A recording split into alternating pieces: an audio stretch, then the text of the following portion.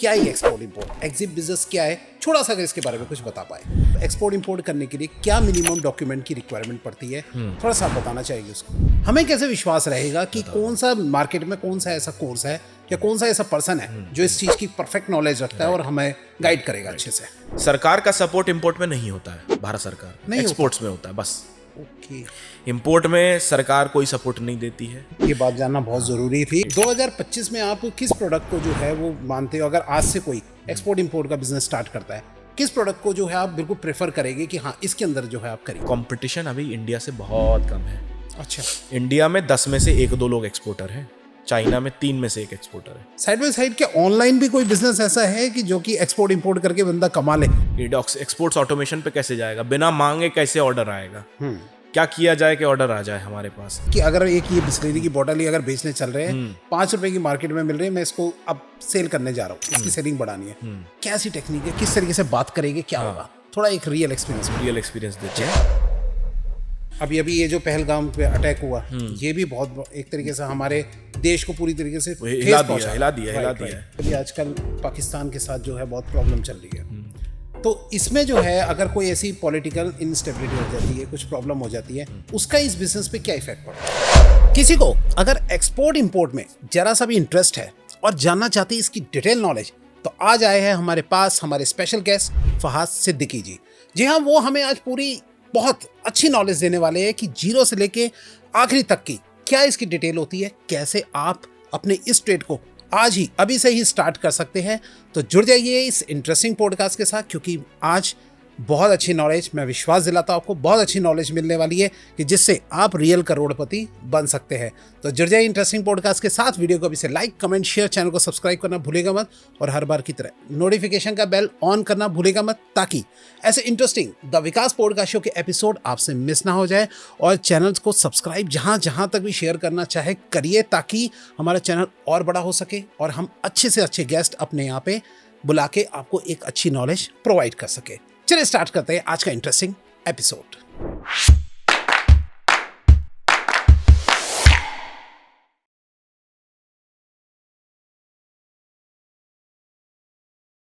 और आज मैं अपने गेस्ट की इंफॉर्मेशन आपको दे ही चुका हूं, तो मिलते हैं अपने गेस्ट से विद सम इंटरेस्टिंग टॉपिक।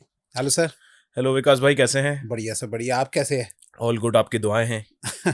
जो सर आज आपको फर्स्ट टाइम देख रहे हैं, थोड़ा सा आपको अपने बारे में बताइए। हाय एवरीवन, पहले तो विकास भाई का बहुत बहुत शुक्रिया, इन्होंने मुझे बुलाया यहाँ पे, अपने शो पे इनवाइट किया। एंड मेरा नाम फहद सिद्दीकी है एंड मैं एक एक्सपोर्टर हूँ एंड कोच हूँ। मेरी कंपनी के नाम एक्जिम टाइटन्स है। मैं लगभग 5 साल से एक्सपोर्ट्स इंपोर्ट्स इंडस्ट्री में हूँ। लगभग 7-8 देशों में काम कर चुका हूँ। 2 कंपनीज चलाता हूँ, 2 कंट्रीज़ में, एक इंडिया में, एक तंजानिया में। चाइना के साथ लंबा सफ़र रहा है मेरा। अफ्रीका में मैं स्पेशलाइज करता हूँ। I worked with the Canadians, I worked with the Australians, इनके साथ भी मैंने ब्रीफली काम किया है। सो ओवरऑल मैं एक्सपोर्ट इंपोर्ट अब लोगों को सिखाता हूँ and I help them start their exports journey without any fluff and without any बकवास। हाँ, ये बहुत इंपॉर्टेंट बात है सर, क्योंकि बकवास बहुत है आजकल सब जगह पे। एक्सपोर्ट इंपोर्ट के नाम पे जो है कहीं फ्रॉड भी बहुत ज्यादा चलते हैं, स्कैम भी चलते हैं। बिल्कुल, हम उसके बारे में थोड़ा बात करेंगे। पहले जो हमारी ऑडियंस है जो बिल्कुल नहीं जानती क्या ये एक्सपोर्ट इंपोर्ट, एग्जिट बिजनेस क्या है, थोड़ा सा अगर इसके बारे में कुछ बता पाए। तो किसी भी एक बिजनेस को अगर आप इंडिया में देखोगे, उसका एक एक्सपेंडेड फॉर्म अगर आप देखो कि इंडिया के अलावा और कहाँ बेच सकते हैं, तो उसे हम एक्सपोर्ट एंड इंपोर्ट के थ्रू बेचते हैं। अगर देसी भाषा में समझा जाए तो किसी भी माल को इंडिया से बाहर भेजना इज एक्सपोर्ट्स एंड उसका उल्टा, यानी बाहर के माल को इंडिया लेके आना इज इंपोर्ट। एक्सपोर्ट को हिंदी में निर्यात कहते हैं और उसको उल्टे वाले को आयात कहते हैं, इंपोर्ट को। हाँ। ठीक है, तो इंपोर्ट इकोनॉमी तो हमारी बहुत बड़ी है। पहले से इंपोर्ट कर रहे हैं हम, चाइनीज गुड्स ले रहे हैं, हम जापानीज गुड्स ले रहे हैं। सोनी का टीवी वगैरह आपने जो सुना है, 300 साल से वीसीआर वगैरह जो आ रहा था, ये इंपोर्टेड गुड्स थे। अब इंडिया में भी इसकी अच्छी खासी मैन्युफैक्चरिंग हो रही है। तो देसी भाषा में यही है इसकी definition, okay, exports and export. जी हाँ सर, सबसे पहले तो मैं आपसे ये पूछना चाहूंगा, आपके दिमाग में कब बात आई कि हमको ये एक्जिम बिजनेस करना चाहिए एक्सपोर्ट इंपोर्ट का? कब आया इस फर्स्ट टाइम आपके दिमाग में? हाँ, मेरा एक्सपोर्ट इंपोर्ट में आने का कोई अजूबा कारण नहीं था। मैं आपको बताता हूँ, जब मैं ग्रेजुएट हुआ मैंने 1-2 छोटे मोटे धंधे ट्राई किए, लेकिन वो चले नहीं। जैसे एक यंगस्टर होता 22-23 साल का, तो उसने किए 2-3 धंधे, नहीं चले। फिर उसके बाद मैं पोल्ट्री फार्मिंग में आ गया। अच्छा। हाँ, मेरा जब भोपाल में एक चिकन फार्म भी है। जो लोग मुझे जानते हैं मैं भोपाल से हूँ, जो नहीं जानते मैंने बता दिया अब। जी। सो वहाँ पे मैंने पोल्ट्री फार्मिंग स्टार्ट की, लेकिन पोल्ट्री फार्मिंग में एक सिटी में ऑपरेट करने में एक स्टैग्नेशन होती है कि महीने का 2, 3, 4, 5 लाख 6 लाख सेल जब होने लगती है उसके बाद आप अटक जाते हो, अच्छा। उसकी ग्रोथ नहीं होती। और पोल्ट्री फार्मिंग बड़ा रिस्की बिजनेस है, एक बीमारी आ जाती है तो पूरा क्रॉप साफ हो जाता है एंड बहुत अप्स एंड डाउन्स उसमें होते हैं।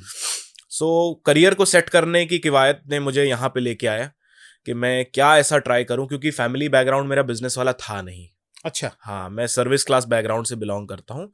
मेरे इमीडिएट एक जनरेशन ऊपर जो पेरेंट्स हैं और जितने भी मतलब चाचा लोग हैं, मौसी लोग हैं, इनमें से कोई भी बिजनेस बैकग्राउंड को बिलोंग नहीं करता। फर्स्ट जनरेशन मैं फर्स्ट जनरेशन एंटरप्रेन्योर हूँ जी। हम्म।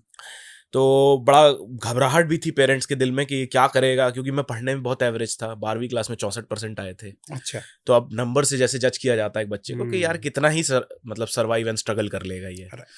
तो वही उसी जद्दोजहद में मैं एक्सपोर्ट्स एंड इम्पोर्ट्स में आ गया। एक दिन बैठ के मैं डिनर कर रहा था, कोविड का टाइम था 2020 में लगभग, तो मैंने एक सर का एक वेबिनार का ऐड देख लिया। अच्छा। हाँ, तो 150-200 की वेबिनार थी, मैंने उस पर रजिस्टर कर दिया। अच्छा अच्छा। और सीखते सीखते गाड़ी यहाँ आ पहुंची कि एक कोर्स किया, 2 कोर्स किया, फ्रॉड झेल लिया 35 लाख का, पैसे भी डूब गए मेरे। 35 लाख का फ्रॉड? हाँ, 35 लाख का मैंने नुकसान झेला। ओके। मतलब वो बहुत ही बड़ी स्टोरी और बहुत दुखद स्टोरी थी मेरी लाइफ की, जिसने मुझे बहुत सीख दी। अच्छा। अगर वो मेरे साथ लॉस नहीं होता तो मैं यहाँ नहीं बैठता। थोड़ा बताइए उसके बारे में, क्या था हाँ, उसमें? मैं जब उस लॉस को मैंने ऐसे एनकर किया कि जब मैंने 1-2 कोर्सेज कर लिए मार्केट में 25-50 हज़ार रुपए के, 2-3 कोर्स कर लिए अलग अलग छोटे छोटे अवेयरनेस कोर्स, तो मुझे तो लगा यार तो ये बहुत आसान है, हम तो बादशाह है, यहाँ बायर है, यहाँ सेलर है, लिस्ट है बायर की, सेलर की लिस्ट है, हम बीच वाले मिडिल मैन हो गए, यहाँ से खरीदो यहाँ से बेचो। अच्छा। तो एक फैंसी सपना जो इंडिया में दिखाया जाता है कि आप ऐसा करो तो करोड़पति बनो। हाँ। ठीक है, जीरो मनी में एक्सपोर्ट्स करो, ऐसा करो फलाना। तो मैं भी आ गया भाई, ठीक है, 25 साल का था लगभग मैं, 24-25 साल का उस वक्त पे। मैं मार्केट में घुसा तो एक्सपोर्ट्स तो होने से हो ही नहीं रहा था। अच्छा। क्योंकि जो मेथड उन्होंने बताए थे वो काम ही नहीं करते थे। मैंने वो अप्लाई करने के लिए 2-3 लोगों का स्टाफ भी बैठा दिया था, कॉलिंग के लिए, ईमेलिंग के लिए, लेकिन वो काम ही नहीं कर रहा। अच्छा। सोचो मैंने कोविड के टाइम पे स्टाफ बैठाया है, वर्क फ्रॉम होम पे, कुछ कोई मेरे गैरेज में बैठ के काम कर रहा है, मतलब घर के गैरेज कोई ऑफिस बना डाला है, उसमें कॉम्प्रोमाइज तरीके से हम काम कर रहे हैं, लेकिन कोई रिस्पॉन्स नहीं। अच्छा। 4-5-6 महीना इस पे छाती पीट ली मैंने, सर पीट लिया। उसके बाद मैं थक गया और मैंने सोचा कि यार एक्सपोर्ट्स तो नहीं हो रहा, अब इम्पोर्ट ट्राई करते हैं। अभी जो आपके व्यूअर्स इसको देख रहे हैं जो एक्सपोर्ट ट्राई कर रहे हैं, उनके दिल में आई एम वेरी श्योर कि 200% ये बात चल ही रही होगी कि एक्सपोर्ट्स नहीं हो रहा तो इंपोर्ट कर लेते हैं, जाके खरीद लाते हैं, इंडिया में तो बिक ही जाएगा, बेच देंगे उसको, बेच ही अच्छे देंगे, दाम में, अच्छे दाम में बेच ही देंगे। तो क्या है ना, दूर से अच्छा दिखता है, वो सोचने में होता नहीं है जी। अगर आपको सेल्स वहां नहीं आ रही तो यहाँ भी नहीं आएगी। अच्छा, नहीं आएगी, अभी बात कर लेंगे अपन उस ठीक पे। है।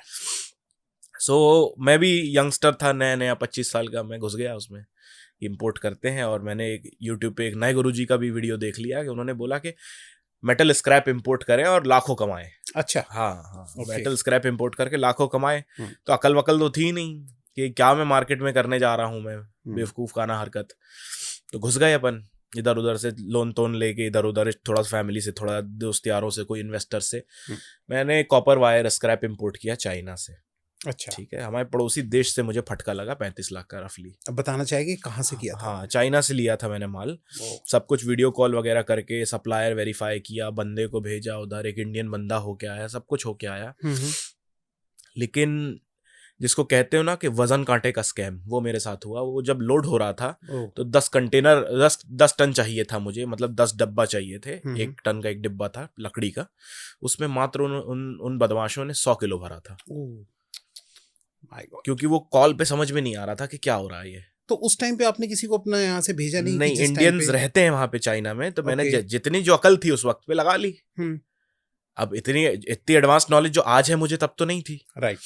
तो मैंने जो अकल लगाई अपनी, भैया हम पहुंच गए, करवाया, उससे पैसा दिया कि जाओ मिलो, उसने भी लोड करवा दिया। अब उसको भी समझ में नहीं आया और मुझे तो आने से रहा क्योंकि मैं तो नया था। सही बात। लोड हुआ सब कुछ, हमने 1.5 महीना 1.25 महीना, लगभग 40 दिन का ट्रांजिट टाइम था चाइना से इंडिया आने में, मुंद्रा पोर्ट पे। वो जब आया यहाँ पे तो मेरी टीम 2 लोग गए थे, उनके तो होश उड़ गए देख के। अच्छा। कि हमने लोड कराया, सब पेपर पे लिखा 10 ton. Oh my god. Pre shipment inspection certificate पे जितने सर्टिफिकेट होते हैं, जहां जहां वजन लिख सकते थे, सब जगह 10 टन लिखा है। मतलब पेपर अगर देखोगे तो कहीं नहीं दिखेगा कि 10 टन के अलावा कुछ आया है। अच्छा। फिर बाद में जब और स्टडी की ये चूना लग जाने के बाद तो पता चला चाइना खुद सबसे बड़ा इंपोर्टर है कॉपर स्क्रैप का, खुद इंपोर्ट करता है वो। अच्छा। तो एक्सपोर्ट करने की तो बात ही नहीं रही, राइट। क्योंकि अगर इंपोर्ट कर लिया तो रेट आसमान पे निकल गए उसके। बिल्कुल। तो ऐसे बहुत सारे ट्रिक्स दी जाती है बिगिनर्स को कि ऐसा कर लो करोड़पति बन जाओ। देखो भैया ऐसा कुछ नहीं होता है। You need proper guidance, you need proper knowledge, you need proper hand holding, है ना। अगर ऐसा चटनी च्यवनप्राश जैसे बिकने लगे तो हर इंडिया में तो गरीबी मिट जाए। सही बात है, मिट जाए, खत्म हो जाए, सब कोई करोड़पति बन जाए। राइट। तो जब मेरी टीम ने उसको कंटेनर को देखा तो उनके तो पैर ही फिसल गए, गिर पड़े, वो कंटेनर ही में बैठ गए थोड़ी देर, 15 मिनट तो। अच्छा।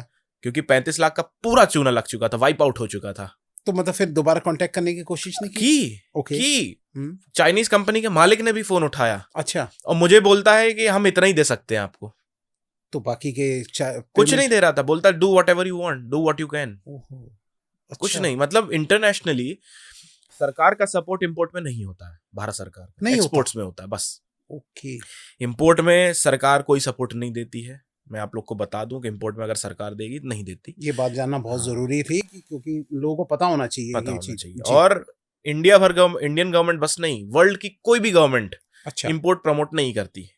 अच्छा। तो वो उससे होता ही है कि देश का पैसा बाहर जाता है। ओके। तो उसमें हाँ, तो उसमें ज्यादा फेवर में नहीं रहते वो। तो मैंने ईसीजीसी वगैरह किया, लेकिन उसमें कोई काम ही नहीं आया। ईसीजीसी का फुल फॉर्म ही एक्सपोर्ट क्रेडिट गारंटी कॉर्पोरेशन, और मैंने तो इंपोर्ट किया था। अच्छा। तो मेरे लिए तो वैलिड ही नहीं था। मैंने एम्बेसी में मेल लिखा, बात करी, मैं वहां गया ICC international chamber of commerce, कोई सुनवाई नहीं। उन्होंने बोला मेल लिख दो, ये लिख दो। आज 5 साल बाद हम बैठे हैं, एक अठन्नी मुझे वापस रिकवर नहीं हुई है। माल लगभग 50 लाख के आसपास का था, जिसमें से 800-900 किलो 1000 किलो बिक गया। तो मेरे को थोड़ी रिकवरी हो गई 8-10 लाख रुपए की, नहीं तो वो भी चला जाता। तो वो मेरा एक बड़ा झटका था। उससे आपको क्या सीखने को मिला? क्या आपने एक लेसन लिया कि आपको कौन सी गलती नहीं करनी चाहिए दोबारा, और अगर ये गलती हो रही है किसी से तो उसको कैसे सुधारा जाए? पहली सीख जो मैंने ली यार, कि अपने आप को हीरो मत समझो। ये बिजनेस है, बिजनेस में लूप होल्स होते हैं। आप पहले उसका पूरा ज्ञान लो, नॉलेज पे खर्चा करो। क्योंकि जो नॉलेज पे 1 लाख 2 लाख 5 लाख बचाता है ना, वो सीधे अपनी जायदाद बांट देता है मार्केट में जाके। एक्सपोर्ट्स आपसे कब 20-25-30 लाख गटक लेगा आपको पता भी नहीं चलेगा। मतलब मार्केट गटक लेगा और डकार भी नहीं लेगा। बाप रे, इतना ह्यूज मार्केट है ना, और कोई सुनवाई नहीं है। फिर इधर आप लड़ते रहो। जितने गुरुजी लोग से मैंने ट्रेनिंग ली थी, मैंने उनसे बात की, उन्होंने बोला I am giving you some number in China, ये वो, उन्होंने दिया नंबर, लेकिन वो क्या उखाड़ सकता था बंदा वहां बैठ के। राइट। हम इंडिया में ही आपसे अगर कोई 20 लाख ले जाए, आप उससे मांगते रह जाओगे। चेक बाउंस का केस लगा दोगे ज्यादा ज्यादा, वो भी 3 साल चलेगा। बिल्कुल। तो उसमें भी लफड़े हैं इतने। मतलब पैसा देना बहुत आसान हो जाता है किसी सप्लायर को, लेकिन जब माल निकलवाना है इट इज हाईली रिस्की। आपको पता होना चाहिए कि समंदर में आप डुबकी लगा रहे हो। पहली सीख ये थी कि have proper knowledge, have someone who can really guide you. आज से पुराने राजे महाराजे जो होते थे, वो अपने साथ गुरु रखते थे, एडवाइजर्स रखते थे, काउंसिल ऑफ मिनिस्टर्स रखते थे। क्यों भाई? राजा खुद ही बहुत पावरफुल था, उसने तो फतेह हासिल की थी। राइट। अपने एक्सपीरियंस भी था। हाँ, एक्सपीरियंस था, बुद्धि और बल दोनों के बूते पे उसने फतेह हासिल की थी। हम देखे चाणक्य जो थे, चाणक्य चेले कौन थे? चंद्रगुप्त मौर्य। सचिन तेंदुलकर के गुरु अचरेकर सर थे। ऐसे बहुत सारे हुए हैं। क्यों रखा है इन्होंने गुरु? क्योंकि इनको जो इनकी सक्सेस जो 10 साल में आनी थी, वो 1 साल में कवर करनी है। राइट। तो मेरा एक बिगिनर का दिमाग काफी नहीं है, और आधी जंग यहीं जीत लेते हो आप जब मान लेते हो कि मेरे पास उतना दिमाग है नहीं, मुझे वो करना है। तो ये मेरी सबसे बड़ी लर्निंग थी कि invest on learning, invest on skill development. बिना स्किल डेवलपमेंट में आप मार्केट में पैसा डुबाने जा रहे हो। तो सर आप जो है, आपने अभी बताया कि एक अच्छा गुरु, एक अच्छा मार्गदर्शन होना बहुत जरूरी है। आपने लेकिन अभी कुछ देर पहले यही बोला कि मैंने कई ज्यादा फ्रॉड जो है झेल लिए, कभी किसी का कोर्स खरीदा, कभी किसी का। हमें कैसे विश्वास रहेगा कि कौन सा मार्केट में कौन सा ऐसा कोर्स है या कौन सा ऐसा पर्सन है जो इस चीज की परफेक्ट नॉलेज रखता है और हमें गाइड करेगा अच्छे से? देखिए, चाहे किसी भी लर्निंग आपको लेनी है मार्केट में, कोई भी लर्निंग, एक्सपोर्ट्स की हो, स्टॉक मार्केट की हो, इंग्लिश स्पीकिंग की हो, कम्युनिकेशन की हो, जो भी चीज़ें हैं, बिफोर एंटरिंग दैट आप सबसे पहले ये देखिए कि जो भी आपका मेंटोर है उससे आपकी थॉट प्रोसेस मैच करती है कि नहीं। अच्छा। सबसे पहले मतलब जैसा आप सोचते हो वैसा वो सोच रहा है कि नहीं। 30-40% डिफरेंस होगा, लेकिन ऐसा ना हो कि डे एंड नाइट का फर्क आ जाए, 90-10 या 90। ऐसा नहीं आना चाहिए। ठीक है। नंबर 2, वो आपको कोई ड्रीम सेलिंग ना करता हो। ओके। ड्रीम सेलिंग एक बहुत बड़ा विश है हमारे देश के लिए कि सपने बेचो, ठीक है। जो आपको बोले कि 50,000 लगा के लाखों कमाए, ऐसा नहीं होता साहब, कोई भी धंधे में नहीं होता, राइट। ठीक है। तो ड्रीम सेलिंग बिल्कुल ना करता हो। नंबर 3, आसमानी सुल्तानी बातें ना करे। आसमान पे जा रही हैं बातें कि ऐसा कर लो कि इंडिया विश्व गुरु बन रहा है तो आप इतना करोड़ का एक्सपोर्ट कर सकते हो। कर तो सकते हो, आपके अंदर स्किल कैसे आएगी? राइट। भाई इंडिया में, हम दिल्ली में बैठे हैं, दिल्ली में इतने सारे बिल्डर्स हैं, प्लॉट्स काट रहे हैं, बिल्डिंग बना रहे हैं। इसका मतलब ये थोड़ी कि हर कोई इंटू पिंटू आएगा बिल्डर बन जाएगा। तो मार्केट तो है, लेकिन सबके लिए मार्केट नहीं है। मींस आपको वो रियलिटी बता रहा है कि नहीं बता रहा है, मार्केट की सच्चाई क्या है, कैसे टिकोगे। नंबर 4, बातें पुख्ता करे, इधर उधर की भटकाने वाली बातें नहीं कि भाई साहब जो है this is the problem and इस तरीके से सोल्यूशन मिलेगा। जैसे मैं आपको एक बताता हूँ बात जी। सबसे कॉमन क्वेश्चन, जैसे मैं अपने इंस्टाग्राम पे भी Q&A करता हूँ, किसी से भी पूछता हूँ तो लोग बोलते हैं सर बायर नहीं मिल रहा, बायर कैसे मिलेगा? हाँ, ये बहुत इंपॉर्टेंट मैं शुरू में ही क्लियर कर देता हूँ। राइट। देखिए, बायर कोई ऐसी उड़ती हुई चिड़िया तो है नहीं, है ना। हम और आप भी एक बायर हैं। राइट। आपने कपड़े पहने, मैंने कपड़े पहने, तो टेक्सटाइल कंपनी के लिए तो हम बायर हो गए, है ना, कि हमने खरीदा, एंड यूजर है हम। राइट। इसमें हमें ये देखना पड़ता है कि एज अ सेलर सबसे पहले आप में कितना दम है, आपकी पर्सनैलिटी में कितना दम है, प्लस आपके प्रोडक्ट की नॉलेज कितनी है आपको। ओके। एंड ओवरऑल आप एक प्लीजिंग पर्सनैलिटी हो कि नहीं, कि सेल्स कर सकते हो। इंडिया में जो एक्सपोर्टर्स हैं वो हार्डली 1.5 मिनट बात कर सकता है। ओके। वो फोन उठा के बोलेगा sir I am a leading manufacturer supplier of this XYZ item, ठीक है, इतना इतना ले लो मुझसे, ये आपको FOB रेट पड़ेगा, I can send you from JNPT नावा शेवा बॉम्बे टू दम्माम पोर्ट और न्यूयॉर्क पोर्ट, कहीं पे भी। अच्छा। उसकी कन्वर्जेशन 1 मिनट 10 सेकंड में खत्म होती है। ओके। हाँ, जो लोग मुझसे रोते हैं आके कि सर बायर नहीं मिल रहा, उन्होंने अपने आप को पॉलिश भी नहीं किया कभी। मैंने बोला अच्छा ठीक है, शो मी अब योर थिंग्स, क्या क्या है आपके पास? बोलता है सर एक वेबसाइट बस है। मैंने बोला is having a website worth 10,000 is enough? 10,000 की आपने वेबसाइट बना ली टाइम पास के लिए, हो गया क्या? वेबसाइट तो एक स्टूडेंट भी बना लेता है, 5,000 में बना लेगा, कॉलेज का इंटर्नशिप करने वाला लौंडा भी बना लेगा, कि बना के खड़ी कर दो। क्या वेबसाइट होना पर काफी नहीं? आप अभी एक प्रॉपर सेल्स पर्सन नहीं दिख रहे हो। आज विकास जी अपन साथ में बैठे हैं, अगर आप बोलो कि आपको मान लो मर्सिडीज खरीदनी है, मैं उसको मारुति के शोरूम खड़ा कर दूं तो लोगे क्या? ना, बिल्कुल नहीं। कि गलत जगह खड़ी है, प्रोडक्ट तो सही है, गलत जगह आप उसमें खामियां निकालने लगोगे, है ना।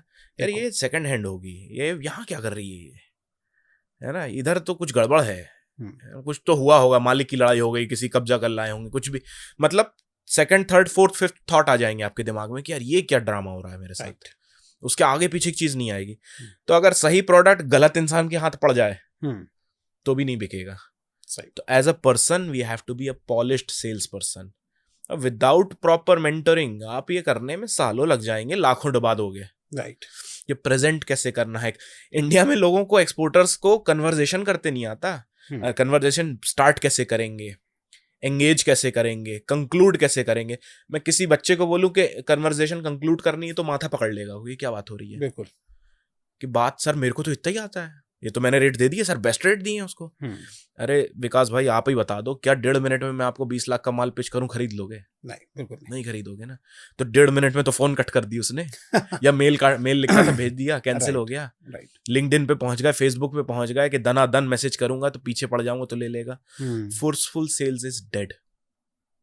जिसको लेना होता है, अगर आपको हमको मर्सिडीज लेनी है, हम जाके खरीद लाएंगे। राइट। हम मार्केट में ढोल थोड़ी पीटेंगे उसका कि अब मैं जा रहा हूं मर्सिडीज खरीदने या अब मैं जा रहा हूं प्लॉट खरीदने। नहीं, तो जिसको खरीदना होता है वो खुद ढूंढता है, उसको पता होता है कि क्या इसका प्राइस होगा नियर अबाउट, और क्या चीज मेरे को चाहिए, क्या चाहिए, बस वो मिलेगी, और कहाँ से मिल सकती है, कहाँ से मिल सकती है। पब्लिक बहुत स्मार्ट है।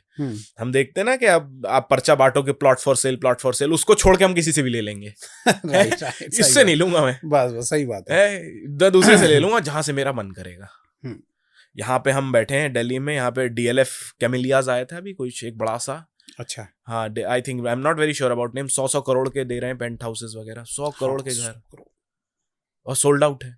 सोल्ड आउट है और उसके साथ आई थिंक लैम्बोर्गिनी गिफ्ट कर रहे हैं। ओह माय गॉड, सोल्ड आउट है। और मतलब कहने का ये है कि जिसे बेचते आता है साहब वो 100 करोड़ का घर टिका रहा है, और जिसे नहीं बेचते आ रहा है उसको 5 रुपए की बिस्लरी नहीं बिक रही है। सही बात है, राइट। आप थोड़ा सा मुझे समझाना चाहेंगे कि जी। आप हमारे क्लाइंट्स जो हमारे जो देख रहे हैं और वो अपने क्लाइंट्स को जो है किस तरीके से अपनी तरफ कर ले, थोड़ा सा उनको समझाना चाहिए कि अगर एक ये बिस्लरी की बोतल ही अगर बेचने चल रहे हैं, 5 रुपए की मार्केट में मिल रही है, मैं इसको अब सेल करने जा रहा हूँ, इसकी सेलिंग बढ़ानी है, क्या सी टेक्निक है, किस तरीके से बात करेंगे, क्या होगा, थोड़ा एक रियल एक्सपीरियंस देते हैं। देखिए, commodity products are very hard to sell. 3 category के प्रोडक्ट है, नीड, वांट एंड डिजायर। तो कमोडिटी मतलब रोजमर्रा के, आटा दाल सब्जी गेहूं चावल, जैसे पानी की बोतल हो गई, तो पानी बिस्लरी दे चाहे एक्वाफिना दे, आम बायर के लिए वो फर्स्ट ग्लांस पे यही रहता है, पानी तो पानी है। तो अगर आपको अच्छे से कुछ बेचना है तो उसमें एक डिफरेंशिएटिंग फैक्टर होना चाहिए। पहले प्रोडक्ट में दम हो। नंबर 2, सस्ता जरूरी नहीं है अच्छा हो या सबसे ज्यादा बिके, राइट। ये कोई जरूरी नहीं है कि मैंने सस्ता दे दिया तो ज्यादा बिकेगा, ये कहीं नहीं लिखा है साहब। तभी एक टैग लाइन मैंने कहीं से सुनी है, सस्ता नहीं सबसे अच्छा। सबसे अच्छा, यस राइट। तो ये कोई गारंटी नहीं है कहीं भैया कि सस्ता दे रहा है तो ज्यादा बेच लोगे। इससे भी हट जाइए। ये भी क्लाइंट्स आके रोते हैं मेरे पास कि सर जो है मैंने तो मार्केट रेट से सस्ता दिया तो भी नहीं बिक रहा। इसलिए नहीं बिक रहा मालिक क्योंकि तुझसे उसको खरीदना ही नहीं है, खरीदना ही नहीं है उसको, उसका परचेज इंटेंशन नहीं है। नंबर 3, अपने कम्युनिकेशंस पे काम करिए, अपने सेल्स स्किल को पॉलिश करिए। कोई भी इंसान यार उसके साथ काम करना चाहता है जो बायर को पूरी तरीके से सेटिस्फाई कर सके प्रोफेशनली, कि भाई मेरी जितनी कष्ट समस्याएं हैं आप हर लो उसको, तब तो मैं आपके साथ काम करूं। मतलब प्रोडक्ट 19-20 चल जाएगा, आदमी 20 ही चाहिए। आदमी में दम होना चाहिए। तो ये अगर हो गया आपके पास तो बहुत सी चीजें खुल जाती हैं। नहीं तो आप कोई भी बायर हंटिंग, बायर फाइंडिंग, इधर वाला मेथड उधर वाला मेथड लगा दो, सेल्स नहीं होगी। ये मैं आपको यहां लिख के दे देता हूं कि नहीं होगी, क्योंकि आप क्या है अपने जीतने के तरीके मार्केट में ढूंढ रहे हो, तरीके अंदर है, अंदर डेवलप करना है। सक्सेसफुल लोगों की खास बात होती है विकास भाई, मैं बताऊं, अगर उनसे सब कुछ छीन लिया जाए ना, वो दोबारा खड़े कर देंगे। राइट, दोबारा खड़ा कर देंगे और तेजी से जाएंगे उससे ऊपर। क्यों? क्योंकि जहां वो पहुंचे हैं ना, वो तुक्का नहीं था। बिल्कुल, उनको प्रोसेस मालूम है कि रिपीट कैसे मारना है। इंडिया में जब लॉटरी लगती है किसी की ना, तो आप देखना कि लॉटरी लगने के बाद वो 1-2 साल में वापस गरीब हो जाता है, खत्म कर देता है। सही बात है। किसी को आप 5 करोड़ दे दो, वो नेक्स्ट डे उसका दिमाग में आएगा ज्यादा से ज्यादा क्या सोचेगा, वो कपड़े खरीद लेता हूँ, घर खरीद लेता हूँ, गाड़ी खरीद लेता हूँ। महीने भर में साफ सफा चट, साल भर में वो 5 करोड़ गायब। पहले तो सरकार ले लेगी 30% टैक्स, फिर जो लोगे उस पर 18% जीएसटी दोगे, आप साफ। अब रिकरिंग रेवेन्यू मॉडल नहीं आ रहा है। एक प्रॉब्लम ये और होती है मेरे क्लाइंट्स को तो नहीं, लेकिन जो क्लाइंट्स आते हैं मेरे पास बोलते हैं सर मेरे पास ये लोग भी आए जिनके पास 2 कस्टमर्स थे फॉरेनर्स, जिनके भरोसे उन्होंने बस 20 करोड़ 25 करोड़ 30 करोड़ का धंधा बना लिया। अब लिटरली उनकी बिल्कुल फटी पड़ी है मार्केट में कि अगर ये भाग गए 2 तो मैं जिंदा नहीं रह सकता हूँ सर, और मेरी लाइफस्टाइल अब उस तरीके की हो गई है। अगर आप 20 करोड़ कमाते हो साल का, 20 करोड़ सेल्स कर रहे हो और 2 करोड़ भी बच रहा है आपके पास, तो आप लाइफस्टाइल वैसे जीते हो 2 करोड़ वाली। बिल्कुल।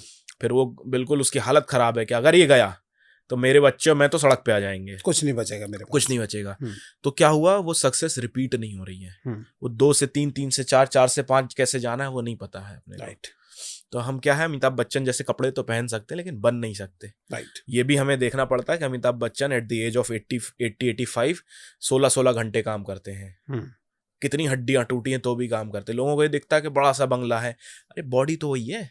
देखो, हाड़ मांस का पुतला तो वही आदमी है, जैसे आप है और हम हैं। 206 हड्डी हैं, देखो उतना ही उनके पास है। जो नहीं है वो है जिगरा, the will to do, to start and execute.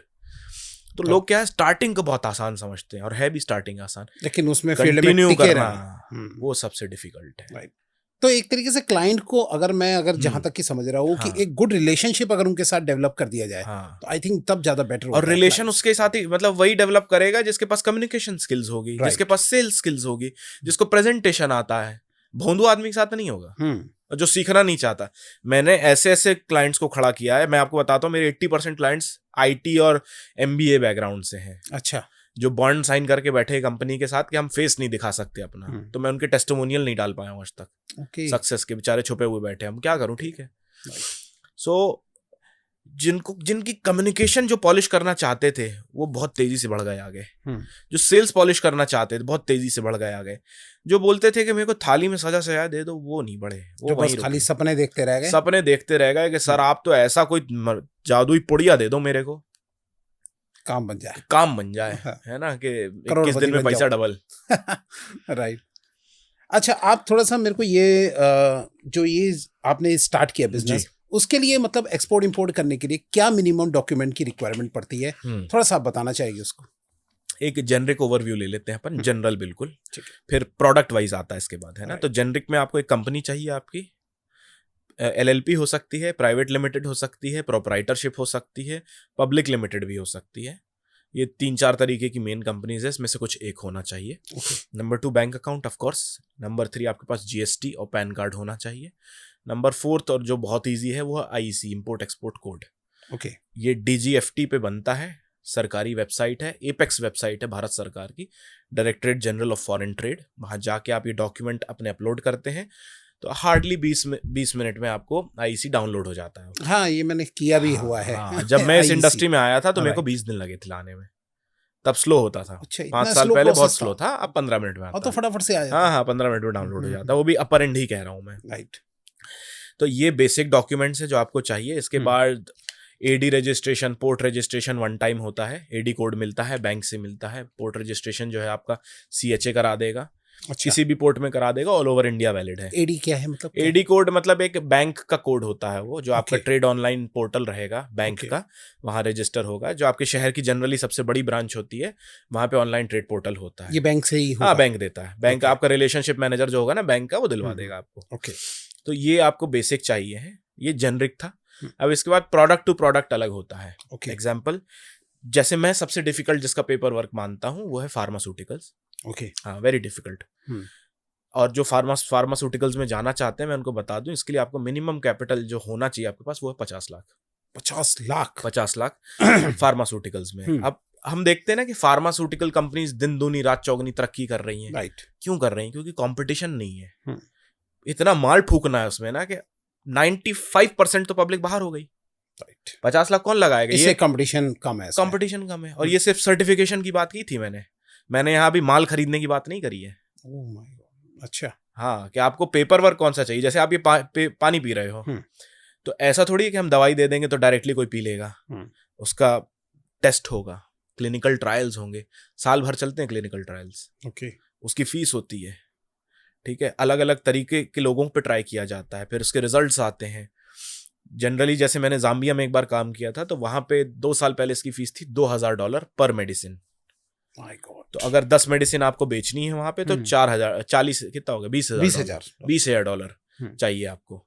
तो $20,000 आज के रेट पे अगर देखना जाए तो 17-18 लाख रुपए के आसपास पहुंच रही है गाड़ी।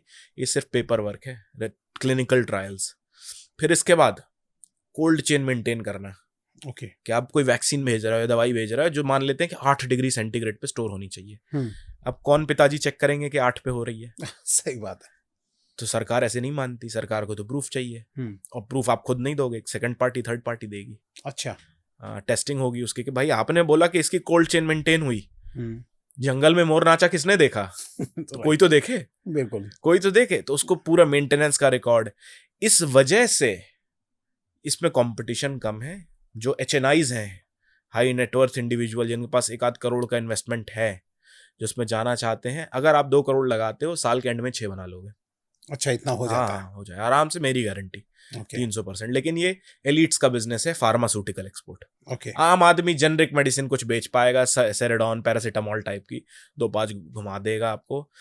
इसके बाद थोड़ा फार्मा में इजी चाहिए आपको, तो डायपर, सैनिटरी पैड्स और ये सब, इसमें कम पेपर वर्क लगता है। Tissue paper, wet wipes, syringes, medical equipments, इसमें ना के बराबर पेपर वर्क है। क्योंकि ये किसी की बॉडी में अंदर नहीं जा रहा है। जो भी चीज, चाहे इंजेक्टेबल हो चाहे एडिबल हो, जो पेट में जाएगी उसमें दबा के पेपर वर्क है। अच्छा। क्योंकि आप सोचो ना, किसी के साथ नुकसान हो सकता है, कोई मर गया, कौन जिम्मेदारी लेगा? हम भी तो अपने बीवी बच्चों को नहीं पिलाते कि भाई ये दवाई टेस्टेड नहीं है, पी लो। हम खुद नहीं पिए। बिल्कुल।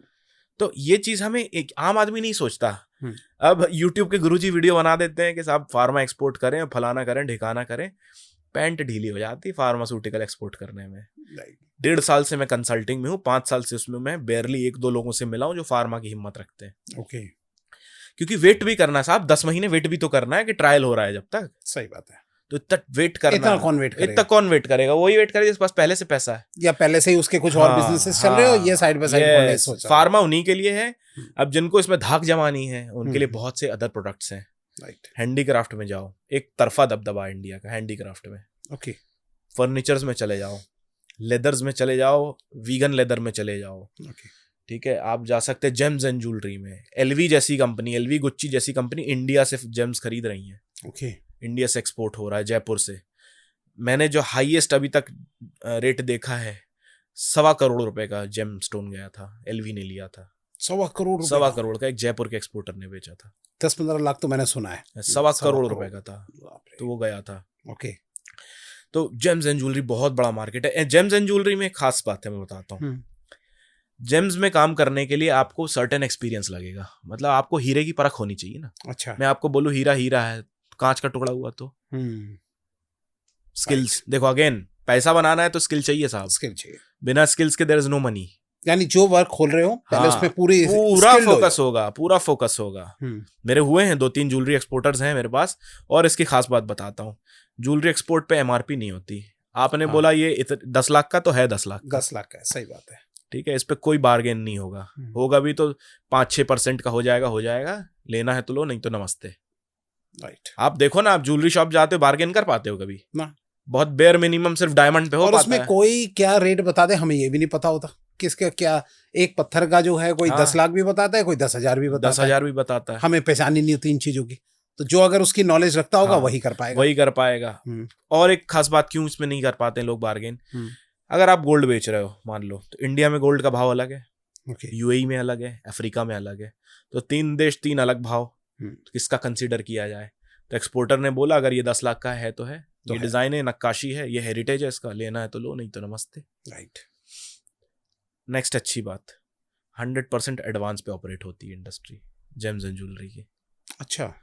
कोरियर से एक्सपोर्ट होता है, कोरियर से जितनी चीजें एक्सपोर्ट होती हैं बाय एयर, उस पर 100% एडवांस मिलता है। ओके। उसमें कोई कॉपी ऑफ बीएल वगैरह नहीं होती। जो बीएल नहीं जानते, मैं बता देता हूँ बीएल क्या होता है। BL is bill of lading. Bill of lading एक रसीद होती है, कोरियर की रसीद मान लीजिए आप, जो 2 तरीके से जनरेट होती है। एक एयरवे बीएल होता है, एक सीवे बीएल होता है। तो जो पानी से जाता है वो सीवे, जो हवा से जाता है वो एयरवे। सीवे बीएल अलग तरीके से ऑपरेट करता है। अगर आपको इंडिया से सी से एक्सपोर्ट करना है तो आपको ये वर्ल्ड का ट्रेड लॉ एडवांटेज देता है कि आप उसमें अलग अलग पेमेंट टर्म सेट कर सकते हो कि 50% एडवांस, बाकी ऑन कॉपी ऑफ बीएल देख के, या 30% देख के, या 70% देख के। ओके। एयरवे में ऐसा कुछ स्कीम नहीं है। अच्छा। एयरवे में कॉपी दिखाने से कोई मतलब नहीं है। जैसे कोरियर की रसीद होती है कि कोरियर की रसीद आपके पास ना भी हो तो डिलीवरी हो जाएगी। अच्छा। बायर के पास, आपके पास अमेजोन आता है। हाँ। अमेजोन की पर्ची कहाँ होती है हमारे पास? डिलीवर तो हो जाता है, बट वो ऑनलाइन। हाँ, ऑनलाइन है। तो ये एडवांटेज आपको जेम्स एंड ज्वेलरी में मिलता है कि जितनी भी चीज आप उस पे बेचोगे एयर से या कोरियर से, उस पर 100% एडवांस मिलेगा। और अगर इसी का मैं ऑपोजिट ले लूं, कि अगर हम इंपोर्ट कर रहे हो तो इसमें हमें फ्रॉड भी तो हो सकता है, जैसे आपके साथ। 100% आपको देना है फिर। वही कह रहा हूं मैं, उसमें तो हम फ्रॉड को भी झेल सकते हैं। इंपोर्ट में फ्रॉड का खतरा 3-4 गुना रहता है। राइट। एक्सपोर्ट का फ्रॉड में बता देता हूँ। एक्सपोर्ट में क्या खतरा रहता है? एक्सपोर्ट में खतरा ये रहता है कि आपने 30% पैसा दिया या 50% दिया, बचा हुआ 50% ना मिला, ये लेट मिला। अच्छा। इंपोर्ट में हो सकता है पूरा ही ना मिले। अच्छा। पैसा भी दे दिया, माल भी नहीं मिला। क्योंकि इंपोर्ट में बायर आप हो, आप पैसा दोगे किसी को जी, बेचने वाले को, विक्रेता को। अब विक्रेता का मन पलट गया, नियत पलट गई, तो फिर कोई कुछ नहीं कर, फिर कुछ नहीं। इंटरनेशनली कुछ नहीं होता फिर। सही बात। फिर ईसीजीसी से लड़ाई करो, लेकिन एक्सपोर्ट्स में ईसीजीसी साथ देता है, बचा देता है। इंपोर्ट में कोई साथ नहीं देता साहब। तो सर, जो आपसे अभी मेरे को बात करने में पता लगा है कि इंपोर्ट का बिजनेस का मतलब बहुत डेंजरस है। करना चाहिए नहीं करना चाहिए? करना तो चाहिए भाई, क्योंकि इंडिया में बहुत से इंपोर्टर्स हैं जो जाके लेके आते हैं चाइना से, इधर उधर से। अच्छा। इसके तरीका यही है कि जाके खुद लोड कराइए। जाके खुद इंपोर्ट का एक ही तरीका है, आप जाओ, ऑन स्पॉट पैसा दो और वहीं लोड कराओ। ओके। अगर आपने उस पर ध्यान नहीं दिया, आपने घर बैठे करने की कोशिश की जैसे मैंने किया था 5 साल पहले, हाँ जी, तो कोई गाइडेंस नहीं था। राइट, मैं हर अपने क्लाइंट को बोलता हूँ कि भैया आप जाइए, टिकट पे 50,000 लगा दो तो 25 लाख बच जाएंगे। अगर आपको 25 का जुआ खेलना है तो घर बैठे कर लो इम्पोर्ट। सही बात है। आपने अभी तक जितना इतना एक्सपीरियंस किया, आपने किस प्रोडक्ट पे ज्यादा काम किया और किसके साथ आपके जो है डीलिंग रही है, किस कंट्री? मैंने लगभग 6-7 प्रोडक्ट्स में आज तक काम किया है। मेरी स्टार्टिंग जो हुई थी लेदर से हुई थी। लेदर के जूतों से मैंने अपना शुरुआत किया था ऑस्ट्रेलिया के साथ। अच्छा, हाँ, ऑस्ट्रेलिया के साथ इंडिया का फ्री ट्रेड अग्रीमेंट भी है, 0% इम्पोर्ट ड्यूटी लगती है।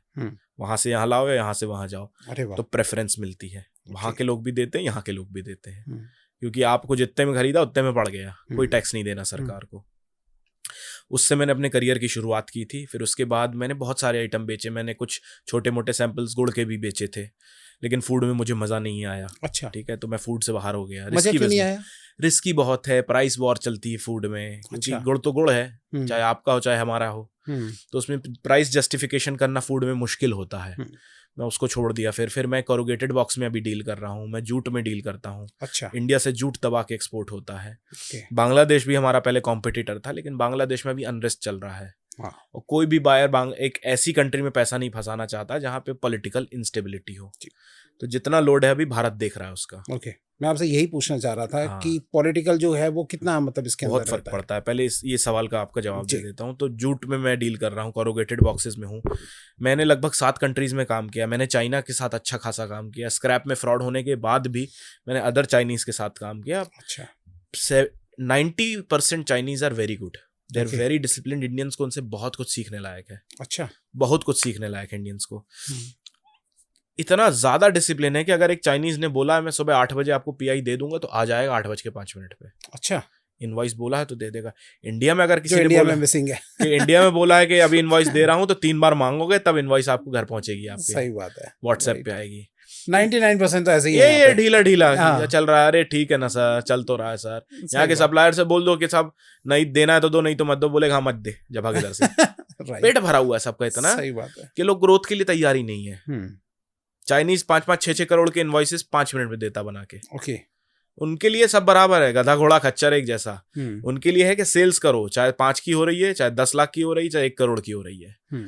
तो सबको एक नजरों से देखते हैं, वेरी डिसिप्लिन्ड। उनका एक ही काम है, उठो, काम पे जाओ, घर जाओ, सो जाओ। ओके, और कुछ नहीं है। कोई खास सोशल लाइफ नहीं है, कोई ऐसा कोई रोमांटिक लाइफ कोई वहाँ जीता नहीं है। धर्म वहाँ ज़्यादा चलता नहीं है, पूजा पाठ होती नहीं है, कोई नमाजें पढ़ नहीं रहा है। तो जब धर्म नहीं है आपके पास, कोई और चीज़ें नहीं बची, तो आपके पास टाइम ही क्या है, काम ही करना है। राइट, ठीक है, ऑटोक्रेसी टाइप की चलती है कि वहाँ पे जो है तानाशाह रूल टाइप का है। तो जाएंगे, काम करेंगे, घर आ जाएंगे। बड़ी बड़ी बिल्डिंगों में रहते हैं, छोटे छोटे से घर, बड़ी बड़ी ऊंची ऊंची इमारतें। सही बात है। तो ऐसा उन्होंने अडेप्ट किया अपने आप को कि ठीक है साहब चल रहा है, लेकिन दे आर वेरी डिसिप्लिन्ड। ऐसा ही कल्चर आपको वियतनाम में मिलता है देखने को। ओके, वियतनाम में चाइनीज इन्फ्लुएंस स्ट्रांग है। चाइना की फैक्ट्री में आप जाओगे, खूब घुमाएगा आपको, खूब अच्छा। घुमाएगा। अरे पूरी फैक्ट्री का टूर करा देगा। 5 लाख का माल लेना है, 50 लाख का दिखा दिखा देगा, वो शोकेस कर देगा आपके सामने। ओके, वियतनामी नहीं करेंगे। और आप जब जाते हो, अब आप खुद जाते हो, डील करते नहीं, हो अब या नहीं, किस? अब तो टाइम हो गया, अब तो स्टाफ इतना ट्रेंड हो गया है। अच्छा, आपने स्टाफ को इतना हाँ, train स्टाफ कर दिया। ऑटोमेशन पे अब। ओके, हाँ, मैं लोगों को खुद ऑटोमेशन सिखाता हूँ राइट, कि एक्सपोर्ट्स में ऑटोमेशन। इंडिया में ये मेरा ही दिया हुआ है ओके, कि एक्सपोर्ट्स ऑटोमेशन पे कैसे जाएगा, बिना मांगे कैसे ऑर्डर आएगा, क्या किया जाए कि ऑर्डर आ जाए हमारे पास। सही बात। तो वियतनाम में इन्फ्लुएंस मिला मुझे। और इससे और तगड़ा एक्सपीरियंस जानना है आपको तो जापान, अच्छा, और ज्यादा भाई साहब, जापानीज की टेक्नोलॉजी बहुत ही एडवांस बहुत मानी आगे जाती है, बहुत आगे है। मतलब जापानीज चाइना के बाप है काम करने में, वर्क एथिक्स में। पहाड़ों में रहते हैं, छोटे छोटे घर हैं, उसमें भूकंप आता रहता है खूब सारा बेचारों के वहां पे। राइट, ठीक है, लेकिन जी। Very disciplined, very clean country. Gems and jewellery के बड़े बड़े एक्सपो जापान में होते हैं। ओके, खूब इंडियंस जाते हैं यहाँ पे। मेरे बहुत सारे गुजराती फ्रेंड्स हैं, एक्सपोर्टर्स हैं, क्लाइंट्स भी हैं। अब तो वो जा रहे हैं गुजरात, जो वहाँ जाते हैं, जापान जाते हैं, ओके, टोक्यो वगैरह जाते रहते हैं। तो बहुत तगड़ा कल्चर है, इंडिया को बहुत सीखना है अभी उससे। 2025 में आप किस प्रोडक्ट को जो है वो मानते हो, अगर आज से कोई एक्सपोर्ट इंपोर्ट का बिजनेस स्टार्ट करता है, किस प्रोडक्ट को जो है आप बिल्कुल प्रेफर करेंगे कि हाँ इसके अंदर जो है आप करिए? आयुष प्रोडक्ट से स्टार्ट करो अभी। आयुष का बहुत दबदबा है। आयुर्वेदिक, यूनानी, होम्योपैथिक, ये जितने हैं ना, शिलाजीत, अश्वगंधा, गोक्षुरा, और जितने भी जो जिसमें प्रो इंडिया है, जो ओके, जिसका दबदबा ही एशियन कंट्रीज का है पूरा, उससे आप स्टार्ट कर सकते हो, ऑर्गेनिक फूड से स्टार्ट कर सकते हो, ऑर्गेनिक मेडिसिन से, हर्बल मेडिसिन से स्टार्ट कर सकते हो, क्योंकि इसमें कंपटीशन सिर्फ इंडियन से ही है, एशियन से। ओके। यहाँ कोई अमेरिकी कॉम्पीट नहीं करेगा, वो खरीदेंगे आपसे 100 की डब्बी 5,000 में खरीदेंगे। उनको दिखना चाहिए कुछ इसमें, क्लिनिकल ट्रायल प्रूवन टेस्टेड होना चाहिए। आप लिखो, बेचो, सेल्स करते आती हो, खटाखट खरीदेंगे। हेल्थ पे पब्लिक खर्चा कर रही है। आप एक 70 साल के इंडियन को देखो, एक 70 साल के जर्मन को देखो, उनकी बॉडी टाइप में बहुत फर्क होगा। जी, ये तो है, बहुत फर्क होगा। यहाँ तो गांव वाले ही बेस्ट माने जाते हैं, गांव वाले बेस्ट माने जाते हैं, क्योंकि अगर हम इंडिया की डाइट देखें तो प्रोटीन डेफिशिएंट है ही नहीं प्रोटीन। वहां पे वो प्रोटीन ही प्रोटीन खा रहे हैं बैठ के, और बहुत हेल्थ को बहुत सीरियसली लेते हैं कि भाई होना चाहिए। 2 कारण है उसके। पहला, कल्चर में है, ऑल्दो मोटे मोटे हैं, अमेरिकन बहुत लंबे चौड़े मोटे से हैं, सबकी बात नहीं कर रहा हूँ, लेकिन मोस्टली ऐसे हो गए हैं। दूसरी चीज ये है साहब के दिन भर उनको मीट खाना है, 3-4 टाइम मीट खाना है, तो मीट खा के और क्या होगा, प्रोटीन ही प्रोटीन तो सूट रहे हो आप। अब वो अलग बात है कि कोलेस्ट्रॉल बढ़ रहा है, कुछ और बढ़ रहा है, तो वो बैलेंस नहीं हो रहा उनसे। बट ये है कि उनकी बॉडी इसी तरीके से एडेप्टेशन में टेम्परेचर ठंडा है ना, क्लाइमेट ठंडा है। भारत में हम क्यों नहीं खाते गोश्त? क्योंकि टेम्परेचर गर्म है। अगर यहाँ बर्फ पड़ने लगे तो आदमी जानवर मार के खा ले, -20 पहुंचने लगे अगर तो खाने लगे, क्योंकि क्लाइमेट हमें ऐसा मिला है ना कि सब्जी भाजी उग जाती है, मूली गाजर ये सब उग जाता है, आराम से बैठ के अपन टी-शर्ट में बैठ के बात कर रहे हैं राइट है ना, तो टेम्परेचर सपोर्ट करता है। भगवान भी देखता है भैया इंडियन को जो है वो ठीक चीज देता है, नहीं तो ये तो और इंडियंस की अच्छी बात ये है कि इंडियंस बड़े टफ है, मतलब इतने खतरनाक टेम्परेचर को झेल जाते हैं, कुछ होता नहीं उनको। राइट वो वहां बेचारे विदेशी इंडिया आते हैं तो उनको दस्त हो जाते हैं खा के यहाँ खाना। राइट ये सब एडेप्टेशन के ऊपर की बात है, एडेप्टेशन के ऊपर की बात है। तो नंबर 1 प्रोडक्ट में आप आयुष देख सकते हैं। ओके, ठीक है, जिसपे इंडिया का दबदबा है अभी। नंबर 2 फर्नीचर पे जाइए। अच्छा, हैंडमेड फर्नीचर। टर्की से बड़ा कॉम्पिटिटर है हम, मतलब टर्की एक बहुत बड़ा सेलर है फर्नीचर का। ठीक है, आजकल तुर्की कहने लगे उसको, टर्की कहो तो बुरा मान जाते हैं। अच्छा, तो तुर्की से बेचते हैं लोग, बहुत सारे एक्सपोर्टर्स हैं। आप कारपेट में जा सकते हो, आप जेम्स एंड ज्वेलरी में जा सकते हो, ये राइजिंग प्रोडक्ट्स हैं। प्लास्टिक के हाउस होल्ड आइटम्स में, होम डेकोर्स में जा सकते हो। ठीक है, और ये ऐसी चीज है ना कि जिसमें आपके रेट्स आप तय करते हो। और कोई प्रोडक्ट जिसमें कम पैसा लगे? टेक्सटाइल्स में, ये सब कम पैसे वाली बताया मैंने। अच्छा, नियर अबाउट कितने से मिनिमम से स्टार्ट हो जाते हैं? 5-10 लाख के कैपिटल में कंफर्टेबल हो। 5-10 लाख कैपिटल में कंफर्टेबल हो। इनफैक्ट 50-60% एडवांस ही मिलेगा आपको उसमें। अच्छा, हाँ, अगर आप पॉलिश कर लोगे अपने आप को तो। देखो, कोई भी एक बेवकूफ के साथ काम नहीं करना चाहता, अनाड़ी के साथ। बिल्कुल, हम भी किसी डॉक्टर के पास जाते हैं तो हम बेस्ट ढूंढते हैं। बिल्कुल, स्पेशलिस्ट बता भाई, कौन है स्पेशलिस्ट इसका। तो हम क्यों नहीं सोचते यार कि जब बायर आएगा तो स्पेशलिस्ट ढूंढेगा। हम तो कोशिश ही नहीं कर रहे बनने की, हम तो बैठ के इंस्टाग्राम पे रो रहे हैं, सर बायर दिला दो, बायर दिला दो। वो तो कोई पूछ ही नहीं रहा कि बायर में के लिए हमें करना क्या है, कैसे करना है, क्या करना है, कब तक करना है, उस पर फोकस ही नहीं है। बायर दिला दो। यहाँ के सेलर्स की एक हालत इतनी खराब है, बोलते हैं काम करो, आप जाओगे ना उसके पास, मेरे को माल दे दो, वो बोलेगा मैं आपको माल दे दूंगा, आप बायर ले आओ। अच्छा, फोकट में माल दे देगा, कोई एडवांस नहीं, ऐसे ले जाओ। अच्छा, आपको ब्रोकर बनाएंगे वो। ठीक है, ब्रोकर को पड़ती है लात। अच्छा, ब्रोकर को पड़ती है लात। उसने 2 ट्रांजैक्शन कर लिए, फिर आपकी जरूरत क्या है उसको? बिल्कुल, साल में आपने 4 बायर लिया उसके पास, तो आपने उसके लिए 1 करोड़ का धंधा खड़ा कर दिया। अगले महीने भगा भी देगा आपको, तो क्या उखाड़ लोगे? सही कह रहे हो। बायर का ट्रस्ट तो उससे है। विकास भाई, इंडिया में ब्रोकर्स की हालत नेक्स्ट 5 साल में धोबी के कुत्ते जैसी होने वाली है। ओके, चाहे एक्सपोर्ट्स में हो चाहे जिसमें हो। क्यों? आप इतिहास उठाइए, मैं आपको बोलूंगा इंडिया का सबसे बड़ा बिल्डर कौन है, नाम दे दोगे ढूंढ के। आप बोलोगे इंडिया का बेस्ट एथलीट कौन है, दे दोगे। इंडिया का बेस्ट बिजनेसमैन कौन है, दे दोगे। आपको मैं बोलूं इंडिया का बेस्ट ब्रोकर कौन है, ना दे पाओगे, नहीं दे पाएंगे, ना दे पाओगे। चाहे रियल एस्टेट का ले लो, चाहे एक्सपोर्ट्स का ले लो, चाहे स्क्रैप्स का ले लो। स्क्रैप में भी मैंने बहुत डील किया है। स्क्रैप में ब्रोकर्स को तो लेफ्ट से भी लात पड़ती, राइट से भी लात पड़ती है। अच्छा, ऐसा क्यों? क्या है भैया, ब्रोकर्स क्या होता है ना कि डील बिगाड़ ज्यादा देते हैं बनाने से। अच्छा, वो इतना ज्यादा पॉलिटिक्स घुसा देते हैं उसके बीच। पॉलिटिक्स मतलब दिमाग इतना लगाने लगते हैं ना कि ना सेलर भरोसे का बचता, ना बायर भरोसे का बचता। सही कह रहे हैं। और कोई भी मिडिल मैन को इन्वॉल्व नहीं करना चाहता। बिल्कुल, कि क्यों इसको मैं 5% एक्स्ट्रा दे रहा हूँ, उसको भगा उधर से। तो ब्रोकर्स का गेम डेड होने वाला है। ओके, तो ब्रोकर कभी नहीं बनना कि मैं बायर ला देता हूँ, मैं सेलर ला देता हूँ। नहीं, अगर आपके पास बायर आ रहा है, आप एक्सपोर्टर बनिए। Never become a broker. Right. कि दोनों की कड़ी मिला दी। जो ये कड़ी मिला रहे हैं ना, उसको कड़ी का पत्ता ही काटने वाले हैं कुछ साल में। अच्छा, ये अब मैं आपसे थोड़ा सा पूछना जी। चाहूंगा, जैसा कि अभी आजकल पाकिस्तान के साथ जो है बहुत प्रॉब्लम चल रही है, हम्म, तो इसमें जो है अगर कोई ऐसी पॉलिटिकल इंस्टेबिलिटी हो जाती है, कुछ प्रॉब्लम हो जाती है, उसका इस बिजनेस पे क्या इफेक्ट पड़ता है? इंडिया पाकिस्तान की बात करी जाए तो जब पुलवामा अटैक हुए थे इंडिया पे, तो इंडिया ने ट्रेड बंद कर दिया था, लगभग ऑलमोस्ट ना के बराबर कर दिया था पाकिस्तान के साथ। ऑन पेपर थोड़ा बहुत इलीगली होता रहता है, अंडर द टेबल जो भी होता है जी।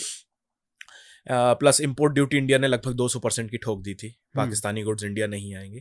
इंडिया से तो जाता एक्सपोर्ट होता है, क्योंकि उनकी मजबूरी है लेना, दवाई वगैरह, क्लोथिंग्स, ये सब लेना ही पड़ता है उनको, तो ले रहे हैं जो है। इंडिया या पाकिस्तान के ट्रेड से हमें बहुत ज्यादा फर्क नहीं पड़ेगा, क्योंकि इंडिया बहुत पावरफुल कंट्री है। मतलब पाकिस्तान से कंपैरिजन नहीं है। इंडिया को कंपेयर करना है तो चाइना से करना है, क्योंकि हम ऊपर देखते हैं ना, जहां भी जाते हैं हम नीचे थोड़ी देखते हैं। सही बात है। तो पाकिस्तान की तो लंका पहले ही लगी हुई है, तो उसको कौन बचाएगा? बिल्कुल। तो हमें देखना है अपने से सुपीरियर लोगों को, चाइना को देखना है कि वो क्या कर रहे हैं। तो ट्रेड में बहुत ज्यादा इसका वो नहीं आने वाला फर्क। अच्छा। नहीं, इंडिया में अगर फर्क आएगा तो वो चाइना, वो आपका यूएस और इनकी इकोनॉमी से आएगा। अच्छा। हाँ, यूएस अगर यहाँ कोई प्रॉब्लम होती है तो उसका इफेक्ट पड़ेगा? नहीं, यूएस जैसे ट्रम्प साहब बयान दे देते हैं कुछ, तो अगर एक कहावत है कि अगर यूएस को छींक आती है तो पूरी दुनिया को जुकाम हो जाता है। तो यूएस इतना मजबूत कंट्री है। अभी आप देखोगे सोना इंडिया में 1 लाख रुपए पार है तोला, 1 लाख रुपए से ऊपर चल रहा है। राइट। क्या कारण है इसका? यूएस हिला हुआ है अभी, क्योंकि ट्रम्प बयान देते हैं, रोक देते हैं, फिर बयान देते हैं, फिर रोक देते हैं, फिर बयान देते हैं, फिर रोक देते हैं। राइट। मतलब ये थोड़ा सा फनी है यार, कि इतना बड़ी कंट्री का प्रेसिडेंट ऐसे वेग भाषण दे रहा है, फिर रोक दिया, फिर दे रहा है, फिर रोक दिया। तो सीरियसनेस खत्म कर ली ना उसने अपनी, कि क्या हुआ जा रहा है। क्योंकि वो प्रेसिडेंट है तो सीरियसली लेना पड़ता है लोगों को। तो इसका इफेक्ट एक तरीके से इन बिजनेसेस पे पड़ रहा है। हाँ, अगर यूएस करेगा तो थोड़ा बहुत पड़ेगा। Okay. पाकिस्तान से हमें कुछ नहीं होने वाला। आपने कभी किया पाकिस्तान के साथ बिजनेस? नहीं, पाकिस्तान के साथ कभी नहीं, कभी मौका ही नहीं पड़ा। Okay. पाकिस्तानी लोगों के साथ किया मैंने, मतलब indirectly they have become my agent या कुछ किया उन्होंने, लेकिन मैंने इंडिया में रह के, हाँ, जो उनके साथ रह के। हाँ, मैं इंडिया में ही था, वो अपनी जगह थे। इनफैक्ट पाकिस्तानी यूएई में बहुत है। अच्छा। चाइना में, अफ्रीका में बहुत है। तो इस तरीके से मैंने काम किया उनके साथ। अच्छा। लेकिन कभी मैंने पाकिस्तान एज अ कंट्री काम नहीं किया किसी के साथ। ओके। क्योंकि है ही नहीं कुछ, क्या करना चाहिए, नहीं करना चाहिए। पाकिस्तान एज अ कंट्री के साथ कुछ नहीं है वहां बेचने को। राइट। जहाँ खुद बांधे पड़े तो क्या कोई नहीं है। क्या बेचोगे आप? अभी ये जो पहलगाम पे अटैक हुआ, ये भी बहुत एक तरीके से हमारे देश को पूरी तरीके से हिला दिया। देखिए, ये तो बहुत ही अनफॉर्चुनेट है जो हुआ है अभी। और ऑफ कोर्स हाँ, सिक्योरिटी लूप होल्स हैं और बहुत सारी चीजें, क्योंकि काफी अंदर घुस के आ गए हैं वो पुल। तो हमारा पहलगाम कोई आउटस्कर्ट्स में नहीं है, सेंट्रल पार्ट में है। राइट। तो लैप्सेस हुए हैं, और ऑफ कोर्स हमारा पड़ोसी देश ने साथ दिया उसका, तब तो यहाँ तक पहुंचे हैं। सही कह रहे हैं। क्योंकि अल्टीमेटली यहाँ से इंडिया से भाग के जाओगे कहाँ? पाकिस्तान में तो रिजॉर्ट लोगे आप। तो आपने अगर किसी मर्डरर को पनाह दी तो आप भी उतने गिल्टी हो। सही बात है भाई। अगर आपके दिल में खोट नहीं है तो आप लात मार के निकालो ना बाहर उनको। बिल्कुल। पाकिस्तान को इसके ऊपर एक स्ट्रिक्ट स्टेप लेना चाहिए कि अगर आपके दिल में खोट नहीं तो उसको बाहर करो। राइट। भाई, उसने गोली मार के चला गया, 25-26 लोगों को मौत के घाट उतार दिया आपने। आप ये बोल रहे हो कि हमने नहीं किया, बस वो छुपे बैठे हैं कंट्री में। तो कंट्री तो आप ही की ना महाराज। सही बात। आप हटाओ ना। बिल्कुल भाई, इंडिया में कोई अगर टेररिस्ट आ जाए तो इंडियन सरकार की जिम्मेवारी है ना वो हटाए, पकड़े। बिल्कुल। हम पाकिस्तान से थोड़ी बोलेंगे कि जाके हटा। राइट। तो ये तो फर्ज बनता ही है उसका कि अगर आप उसके अगेंस्ट हो तो किक हिम आउट। तो स्ट्रिक्ट स्टेप भी लो, और लो। अगर आप कुछ नहीं ले रहे, मतलब you are okay with it, हाँ ठीक है, परेशान करने दो मेरे दुश्मन को। ये वही बात हो गई कि दुश्मन का दुश्मन दोस्त होता है। तो वो दोस्त बना के बैठे हुए हैं, और हम और आप पाकिस्तान की हिस्ट्री जानते ही हैं बहुत अच्छे से। सही बात है। राइट। तो सर, अब चलते चलते मैं आपसे लास्ट में एक चीज पूछना चाहूंगा कि अब अगर कोई बिजनेस स्टार्ट करना चाहता है एक्जिम का, तो वो आपके साथ अगर जुड़ना चाहता है और स्टार्ट करना चाहता है बिजनेस को, आप उसमें कैसे हेल्प करते हैं? देखिए, मेरा बड़ा फेयर एंड स्क्वायर सी बात करता हूं मैं एक्सपोर्ट्स कैसे स्टार्ट होता है, स्केलिंग कैसे होती है, product selection, country selection, buyer hunting कैसे होती है, कम्युनिकेशन कैसे पॉलिश करेंगे, सोर्सिंग कैसे करेंगे, इन सब में स्पेशलाइज करता हूं मैं और मेरी टीम। ठीक है। और बड़ा ही फेयर प्रोमिसेस करता हूं। मैं ये कहीं नहीं बोलता कि पहले महीने में करोड़पति बन जाओ, पहले साल में करोड़पति बन जाओ। नहीं, बिजनेस स्ट्रेट है, इधर उधर का नहीं है। लूप होल्स हैं, of course I will tell you कौन कौन सी लूप होल्स हैं। जब आप आते हैं वो सीखेंगे आप। मार्केट का मतलब this is the apex program in India. इसके बाद कुछ नहीं है एक्सपोर्ट्स इंपोर्ट्स में। ओके। क्यों नहीं है? क्योंकि मैंने जो सीखा है वो पैसा जला के सीखा है, हम्म, पैरों को कीचड़ में धसाया है, तब वहां जाके खड़े हो गए हैं, तब समझ में आया ये है। तंजानिया में कंपनी चलाता हूं तो अफ्रीका का बहुत तगड़ा आइडिया है कैसे लोग काम करते हैं। ओके, अच्छा, हाँ, अफ्रीका एक बहुत बड़ा मार्केट है उसका। ओके, क्यों? क्योंकि अफ्रीका के मेल्स तो होते ही हैं बॉल्ड, इंडिया के भी मेल्स बॉल्ड हैं, लेकिन वहाँ की औरतें भी जो है ना जेनेटिकली बॉल्ड है, अच्छा, उनके बाल नहीं होते, बहुत कम घने बाल होते हैं। तो अलग अलग एफ्रो विग्स, करली विग्स, अलग pink colour, blue colour, red colour, ये सब विग्स आपको खूब मिलेंगी, majorly exported from India. Okay, हाँ, जहाँ जितने बाल चढ़ते हैं हमारे मंदिरों में सब पॉलिश, कट पॉलिश करके बढ़िया चमका के बेच दिए जाते हैं वहाँ पे। ओके, तो ग्राउंड लेवल की पकड़ आपको मिलेगी कि ग्राउंड में रिसर्च कैसे करना है, क्योंकि यहाँ बैठे बैठे सोचना कि यूएस में क्या हो रहा है, यूके में क्या हो रहा है, बहुत आसान है। आप और हम न्यूज़ देख लें, सोच लें हाँ हो रहा है, लेकिन अब कॉन्क्रीट प्रूफ कैसे मिले कि हो रहा है। राइट, वही बात है कि जंगल में नाचा मोर किसने देखा तो नहीं देखोगे मोर तो हो सकता है कोई और नाच रहा हो। सही बात है। तो या तो जल के खुद सीख लो, वो तो उतना कैपिटल नहीं होता 90% के पास, ना टाइम ना कैपिटल। राइट, क्योंकि उसमें बहुत जिगरा चाहिए और लाखों की बलि चढ़ती है। ऐसा नहीं 1-2 लाख में निपटते हो, ना ना। मेरे पास कॉल्स पे लोग आते हैं, बोलते सर मैंने 25 लाख का नुकसान कर दिया, बायर को दिया था यूएई में, आज तक पैसा नहीं आया, 3 साल हो गए। एक भाई ने प्याज एक्सपोर्ट की थी टुकड़े टुकड़े में, 40 लाख गवाए बैठा है 4 साल में, कोई पैसा नहीं आया। तो एक्सपोर्ट्स में जो बलि मांगेगा ना एक्सपोर्ट्स बिना ज्ञान की, वो नथिंग लेस देन 20 लाख होगी। मिनिमम इतना चढ़वाएगा वो, आपसे आधा फ्लैट ले लेगा। फिर उसके बाद आपके पास जॉब करने के अलावा कोई रास्ता नहीं बचता। तो इससे बढ़िया इंसान सीख ले कि फिर आगे बढ़े। जिससे आपको सीखना है, मैं कहीं नहीं कहता कि मेरे पास आओ, मैं सेल्फ प्रमोशन वाला आदमी हूं ही नहीं।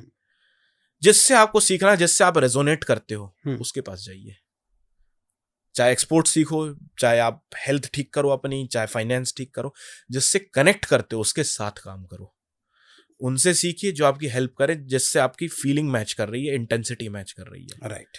क्योंकि क्लास जैसे हम पढ़ते थे स्कूल में, क्लासमेट्स हमारे 100-50 होते थे, लेकिन दोस्त तो 5-6 होते थे। बिल्कुल, जिनके साथ वाइब मैच, जिसके साथ वाइब मैच करती है ना, उनके साथ काम किया जाता है। सही बात। मेरे पास ऐसे बहुत लोग आते हैं, मैं मना कर देता हूँ, नहीं भाई मैं हमारी वाइब मैच नहीं करती। ओके, हाँ, मेरा 4% का सिलेक्शन रेशियो है। 4% सिलेक्ट करता हूँ। ओके, हाँ, 4% की। जनरली मेरे पास जो वेटिंग कॉल्स रहते हैं 400+ रहते हैं एवरी मंथ, 400+ पे ही रहते हैं। ओके, और ये सब पेड कॉल्स हैं, फ्री कोई नहीं रहता। अच्छा, हाँ, मतलब पैसे दे के वेट कर रहे हैं, और मैं 4% लेके जाता हूँ, बाकी को रिफंड कर देता हूँ, भैया नमस्ते।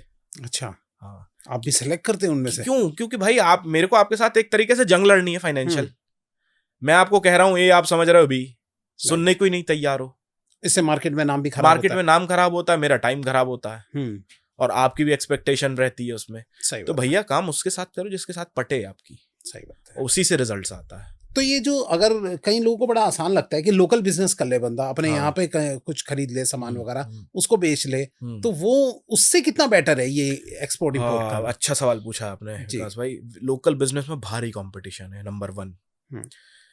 क्योंकि ऐसा क्या डिफरेंशिएटिंग फैक्टर ले आओगे इंडिया में, क्योंकि जो आपका पड़ोसी नहीं ला सकता, लगभग सब ला सकते हैं, जब तक एक ब्रांड ना बिल्ड हो जाए बड़ा सा वो। राइट, है ना?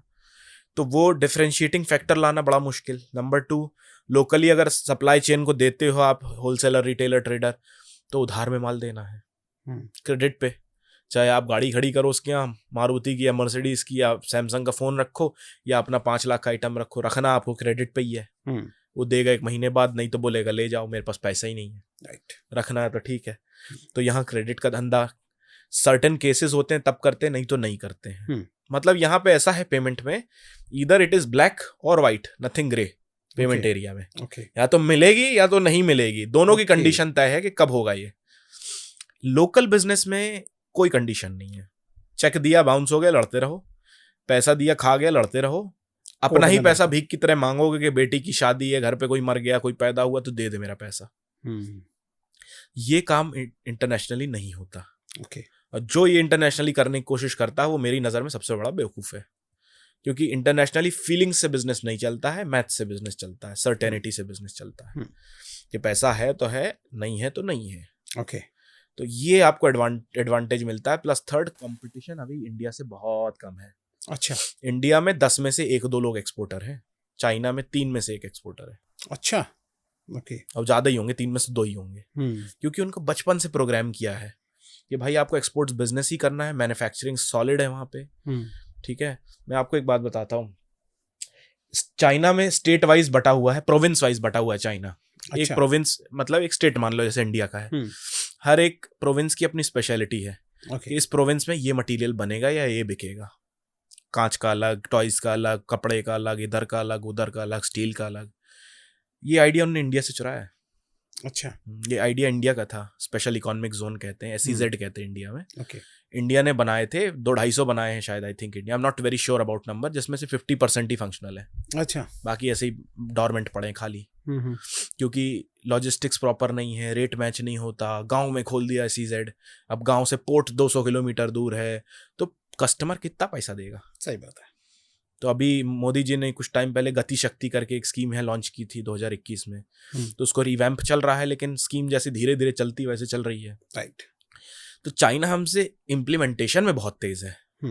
कॉपी कैट तो है ही है, वो बहुत तेज कॉपी करता है और स्पीड से कॉपी करता है, बहुत स्पीड से कॉपी, बहुत स्पीड से कॉपी करता और है। अभी उसने कुछ बताया भी तो था, ही कमेंट भी आया था कि जितने भी ये देश विदेश में जो सामान बिक रहे हैं, वो ब्रांड जो दे रहा है वो हम ही से ही सामान खरीद के दे रहा है। बिल्कुल सही कह रहे हैं। लग्जरी ब्रांड्स जो हैं बहुत सारे वियतनाम चाइना से बनवाते हैं। 2 कारण, सबसे पहला क्राफ्टमैनशिप अच्छी है, लेबर बहुत अच्छी है, वो काम आता है, इंडिया से ज्यादा स्किल्ड नेशन है वो। नंबर 2, लेबर कॉस्ट सस्ती है, क्योंकि जनसंख्या इतनी है। वियतनाम में लेबर कॉस्ट इंडिया से आधे से नीचे है। इंडिया में अगर दिहाड़ी का मजदूर 700 मिलता है, वहाँ 300-400 मिलता है। अच्छा। हाँ, और अच्छा काम करके देता है। ओके। तो जितनी ब्रांड्स वहाँ से बनवाती हैं, 40% वैल्यू एडिशन कर देते हैं जब अपनी कंट्री में लाके, तो उसको सर्टिफिकेट ऑफ ओरिजिन उस कंट्री का मिल जाता है। मान लो एग्जाम्पल के LV या गुच्ची ने बनवाया, जाके अमेरिका में बना के सेटअप करा या पेरिस में किया, कंप्लीशन पेरिस में हुआ, तो भैया उधर का हो गया वो। अच्छा, राइट। ठीक है, ये सर्टिफिकेट, ये नॉर्म्स होते हैं सरकार के कि भाई स्टिचिंग विचिंग नहीं करवा रहा हूँ, काट वाट के ले आया हूँ, शर्ट का कपड़ा कटवा लिया, स्टिचिंग में अपनी कंट्री में करूँगा। अच्छा अच्छा। जैसे एप्पल करता है ना कि असेंबल इन इंडिया करवा देगा। अच्छा। बना तो US में ही है या चाइना में ही, असेंबलिंग इसकी यहाँ हुई तो मेड इन इंडिया हो गया। ओके। ये 40% वैल्यू एडिशन। अभी तो ये खुले हुए पुर्जे थे, अब कल पुर्जे जोड़ के आईफोन बना दिया, तो अब ये साबुत फोन, सिंगल फोन है, दैट्स अ फिनिश्ड प्रोडक्ट। तो ये कंट्रीज करती हैं। ओके। तो चाइना हमसे बहुत तेज कॉपी करता है, और दे आर ट्रेन्ड। इंडिया में लोग ट्रेनिंग ले लें, 10 साल घिस लें, इंडिया को वो बात नहीं, इंडिया मतलब बात तो आ जाएगी, लेकिन स्किल तो बढ़ाना ही पड़ेगा, बिना मरे स्वर्ग नहीं मिलेगा साहब। मरना तो पड़ेगा ही। तो अभी से बिजनेस अगर ये करना है तो अपनी स्किल्ड को जो है वो स्ट्रॉन्ग रखिए। स्किल्स को तो भाई आपको कॉलेज की डिग्रियां नहीं बचा रही। मैं बताता हूँ, मेरे क्लाइंट्स सरकारी ऑफिसर्स रह चुके हैं, class 1 officers, government of India, state governments के। नंबर 2, IAM और IIT के ग्रेजुएट्स रह चुके हैं, जो 60-70-80 लाख के पैकेज में हैं, still they are not satisfied. वो मेरे क्लाइंट्स रहे हैं। मेरे पास कंपनीज के VPs, AVPs, बड़ी बड़ी कंपनीज के सीख चुके हैं। अच्छा। मतलब इररिस्पेक्टिव जो भी पैसा वो बना रहे थे, वो बोलते सर सेटिस्फेक्शन नहीं, गुलामी लग रही है। मैं बोलते सर मैंने 16-17 देश घूम लिए हैं, लेकिन अपना नहीं बिल्ड कर पाया मैं। राइट। एंड में जाके मेरे को बेटे को देने के लिए, बेटी को देने के लिए कुछ नहीं है। उतना ही पैसा बस एक चंक जो सैलरी में से आता है, राइट, ऐश कर लो। चलिए, बहुत कुछ आज आपसे सीखने को मिला मुझे। और चलते चलते मैं एक बात पूछना चाहूंगा, जो मेरा पर्सनल इंटरेस्ट है, साइड बाय साइड क्या ऑनलाइन भी कोई बिजनेस ऐसा है कि जो कि एक्सपोर्ट इंपोर्ट करके बंदा कमा ले? जैसे हम अपना पर्सनल वर्क कर रहे हो, साइड बाय साइड एक काम कर ले, कुछ इस तरीके ऑनलाइन क्या आप फुल फ्लेजेड बिजनेस कर सकते हैं साइड बाय साइड। मेरे साथ अगर कोई काम करता है तो मैं उससे दिन के 35 से 40 मिनट मांगता हूँ। अच्छा, ओनली इतना ही चाहिए नेक्स्ट 2-3 महीने के लिए। ओके। क्योंकि स्ट्रक्चर बना हुआ है पूरा, आपको इधर उधर ट्रायल नहीं मानना है, सब पता है। आधा पौना घंटा पर डे दो, नेक्स्ट 2-3 महीने के लिए। 3 महीने बाद आपसे आपका दोस्त मिलेगा, नहीं पहचानेगा। अच्छा, नहीं पहचानेगा, बोलेगा ये मेरा दोस्त नहीं है। ओके। क्योंकि आप पॉलिश्ड पर्सन हो जाते हो, आप दुनिया देख लेते हो इंटरनेशनल की क्या क्या हो रहा है ना। जैसे हम इंडिया में घूमते हैं कि यार अभी दिख रहा है बड़ी सी बिल्डिंग बन रही है, कोई बता दे कि बिल्डिंग का फंडिंग कैसे आ रही है, टेक्निकलिटीज बता दे, तो आप मास्टर बनने लगोगे यार, ये तो अब तो अपने से हो सकता है। सही बात है। अपना लैक ऑफ नॉलेज भी हो जाती है, लैक ऑफ नॉलेज से ही गेम पिट रहे हैं हम, तो आपको समझ में आने लगता है कि ये तो आप इसको वैसे ही बिल्ड कर सकते हो। ई कॉमर्स एक्सपोर्ट करते हैं लोग, लेकिन ई कॉमर्स का एक ड्रॉबैक बता देता हूँ। ई कॉमर्स एक्सपोर्ट्स में ये होता है कि माल लेते हो ना सप्लायर से, तो 1-2 क्वांटिटी में कोई सप्लायर इजीली मानता नहीं है। अच्छा। आप सोचो आपकी करोड़ों की फैक्ट्री है, मैं आपको बोलूँ 2 बैग दे दो, नहीं, अगर B2B करना चाहे तो B2B में तो आराम से देगा, आराम से होगा। B2B में तो आराम से देगा, B2C में भी देगा, थोड़ा बल्क में देगा। ओके, मतलब उसको रेगुलर ऑर्डर्स चाहिए। आप बरसाती मेंढक सॉरी, बन के मैं कभी B2C कभी कहना चाह रहा था। दोनों में चलेगा। अच्छा, 3 दोनों में तरीके के चलेगा। एक्सपोर्ट्स होते हैं, B2B, B2C और B2G, business to government. Business to government. हाँ हाँ, इंडिया से एक्सपोर्ट्स होता है अफ्रीका में B2G। ओके। सरकार के पास सबसे ज्यादा पैसा है वहां पे, सरकार खरीदती है इंडिया से। कारपेट्स खरीद रही, जूट खरीद रही, कुछ भी खरीदे ले रही, सरकार ही ले रही डायरेक्ट। तो ये आप एक्सपोर्ट कर सकते हो, आराम से कर सकते हो। आपको जॉब छोड़ने की कोई जरूरत नहीं है। आधा पौना घंटा, लेकिन आधा पौना घंटा डेली और नेक्स्ट 3 मंथ्स 2 मंथ्स चाहिए ही चाहिए अपने को। तो चलिए, मैं तो ज्वाइन करूंगा आपको। डन भाई, done. Side by side time Done, निकाल के। done। और आप लोगों को भी अगर अपनी जिंदगी को बदलना हो, कुछ नई चीज सीखनी है, स्किल बनना है, तो सर से आप डायरेक्ट कांटेक्ट कर सकते हैं। सर का नंबर मैं डिस्क्रिप्शन में डाल दूंगा, और जो भी सर से कांटेक्ट की जो लिस्ट है वो सब चीजें डिस्क्रिप्शन में आपको मिल जाएगी। और ये जो वीडियो पे नंबर चल रहा है ना, ये हमारे स्टूडियो का नंबर है भैया। यहाँ के बारे में, गेस्ट के बारे में इन्फॉर्मेशन ना लिया कीजिए। जो डिस्क्रिप्शन में नंबर है वो गेस्ट का नंबर है, वहां पे आप कांटेक्ट कर सकते हैं। ये बहुत हमारी टीम परेशान रहती है इन चीजों से। Thank you so much sir, आप हमारे स्टूडियो में आए। थैंक यू सो मच विकास और भाई, अब हम करते हैं कोई नया पॉडकास्ट आपके साथ, ताकि कमेंट करके आप जरूर बताइएगा आपको कोई किस पॉइंट पे जो है सर से डिटेल नॉलेज चाहिए। बिल्कुल। Thank you so much.